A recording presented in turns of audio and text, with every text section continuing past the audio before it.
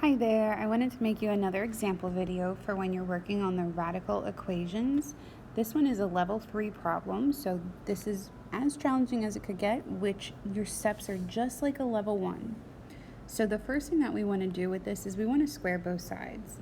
So if I take my left hand side and square it, and I'm going to take my right hand side and square it. When I do this, what I'll notice is that I can write this out as the square root of x minus 1 times the square root of x minus 1.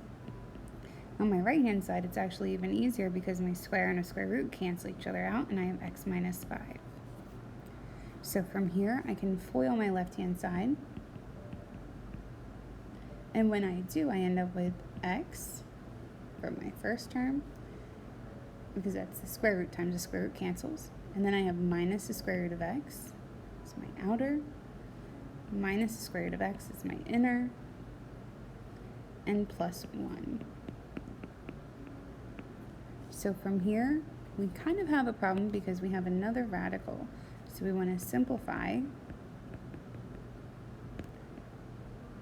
and get radical on one side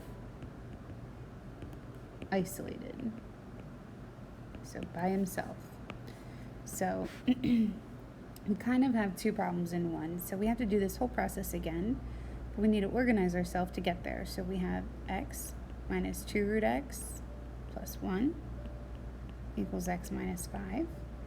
And then we can have everything except our root. So we're going to have negative 2 root x here, but what I'm going to be doing is minusing x and minusing 1.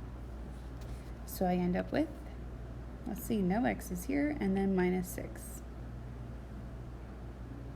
So we want to divide this by negative 2. You want to make sure that you have just the square root of x. And here we are at a nice, great spot. So we have this square root isolated. We're going to eliminate it again. So we have to square both sides again.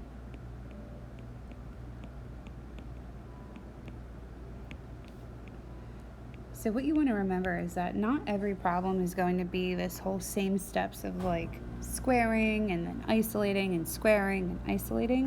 You just have to know how to get rid of what you have and how to isolate your x. So we've isolated it again, and now our roadblock is that it has a square root on it. So I'm just going to write it down here. So if we have the square root of x equals 3, I want to square both sides, and I end up with x to equal 9. So this is one of our solutions. We do still need to test this out with our original, everything that was given to us. So we need to check x equals 9. So our function here that we started with was the square root of x minus 1 equals the square root of x minus 5 under the square root. So here we have the square root of 9 minus 1 equals the square root of 9 minus 5. It's looking good because we have a 3 minus 1, 3 minus 1 equals the square root of 4. So over here on the left-hand side, we have 2 to equal 2. Perfect. So because that works, x equals 9 is a solution. So remember, if you plug it back in and it doesn't work, then it's just not a solution, and you would say no solution or an empty set. You would just leave your answer empty.